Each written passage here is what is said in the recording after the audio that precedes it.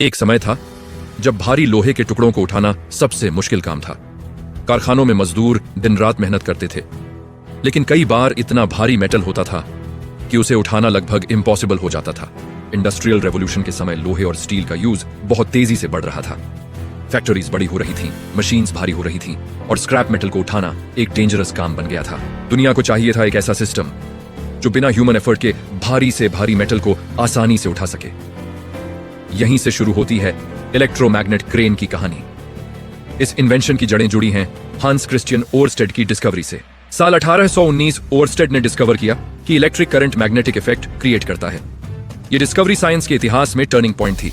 फिर आए William sturgeon. उन्होंने पहली प्रैक्टिकल इलेक्ट्रोमैग्नेट बनाई। उन्होंने आयरन कोर के चारों ओर वायर कॉइल लपेटी और उसमें करंट पास किया। रिजल्ट, आयरन टेम्पोररी मैग्नेट बन गया। यह सिंपल एक्सपेरिमेंट था, लेकिन इंडस्ट्री के लिए रेवोल्यूशन साबित हुआ। फिर जोसेफ हेनरी ने इलेक्ट्रोमैग्नेट को और पावरफुल बनाया। साल 1819 ओरस्टेड ने इलेक्ट्रिक करंट का मैग्नेटिक इफेक्ट डिस्कवर किया।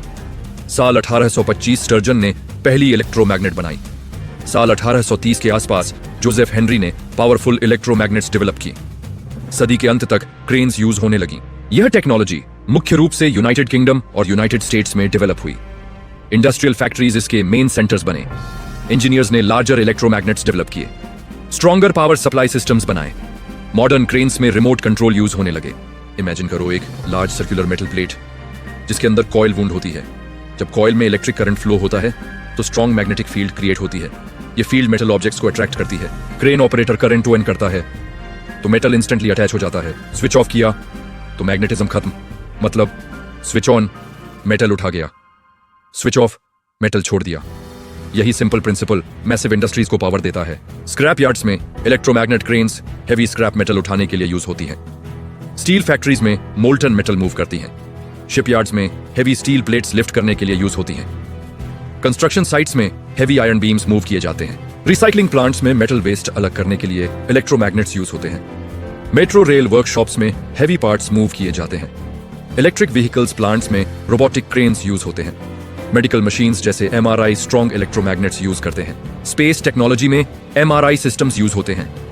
कम्युनिकेशन सिस्टम्स और सेमीकंडक्टर रिसर्च में भी इनका यूज होता है। फ्यूचर में एआई कंट्रोल्ड क्रेन्स डेवलप हो रही हैं।